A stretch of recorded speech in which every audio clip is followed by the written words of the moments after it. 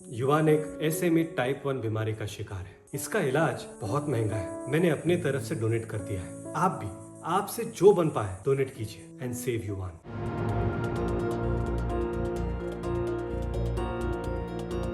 Tata group के लिए और देश के लिए एक बेहद ही गर्व की खबर सामने आई है।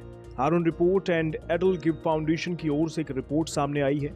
इस रिपोर्ट के मुताबिक टाटा ग्रुप के फाउंडर जमशेदजी टाटा को पिछले 100 सालों का सबसे बड़ा फिलैंथ्रोपिस्ट यानी समाज सेवी घोषित किया गया है।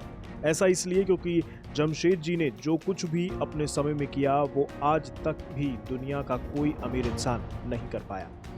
हारून रिपोर्ट ऑफ एडल गिव फाउंडेशन की रिपोर्ट के मुताबिक जमशेदजी टाटा ने 102 अरब डॉलर उस समय में दान के रूप में दिए थे।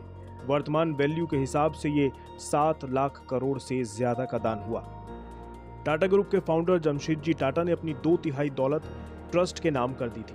तब से टाटा ट्रस्ट इस दौलत का इस्तेमाल हेल्थ केयर और एजुकेशन सेक्टर में करती है। बता दें, जमशेद जी ने 1892 से ही दान करने की शुरुआत कर दी थी। जमशेद जी टाटा दान देने के मामले में बिल गेट्स और वॉरेन बफेट से भी कहीं आगे हैं। हारून की रिपोर्ट के मुताबिक बिल एंड मेलिंडा गेट्स ने मिलकर 74.60 अरब डॉलर का दान किया है।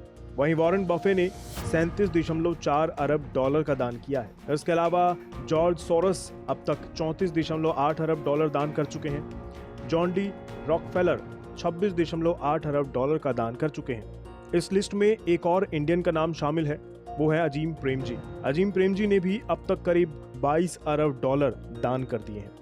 इस लिस्ट में शामिल टॉप 50 फिलैंथ्रोपिस्ट ने मिलकर पिछले 100 सालों में 832 अरब डॉलर दान किए हैं। इनमें से 503 अरब डॉलर अलग अलग फाउंडेशन और ट्रस्ट की मदद से आए हैं, जबकि 329 बिलियन डॉलर डोनेशन के रूप में आए हैं। टाटा ट्रस्ट की बात करें तो वेबसाइट पर उपलब्ध जानकारी के मुताबिक जमशेदजी टाटा, जिन्हें फादर ऑफ इंडियन इंडस्ट्री भी कहा जाता है, उन्होंने 1892 में टाटा ट्रस्ट की शुरुआत की थी। इस ट्रस्ट का नाम रखा गया था टाटा एंडोमेंट। इसके बाद 1919 में सर रतन टाटा ट्रस्ट की शुरुआत की गई।